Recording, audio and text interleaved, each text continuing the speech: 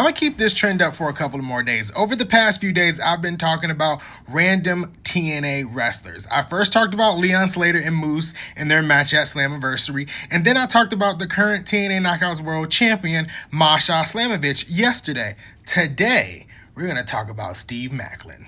Steve Maclin is the first ever TNA International Champion. He also is a former TNA World Champion. And right now, I feel like he's doing some pretty big things in TNA wrestling. And that's because right now, his championship is literally the top prize in TNA wrestling because we do not have the TNA World Championship. It is not in possession of TNA. It is in possession of WWE and NXT with Trick Williams. So Steve Maclin, is the top champion right now in TNA wrestling. Steve Maclin has been around TNA for a long time, and I feel like he's getting some recognition right now. A lot of people want him to be TNA World Champion again because he really had a very, very short reign with that TNA World Championship. Now, he did have some banger matches in that time period. One of them was against PCO at Under Siege in 2023, which I was there live, but I feel like he needs a longer reign. Now, as international champion, to really establish that title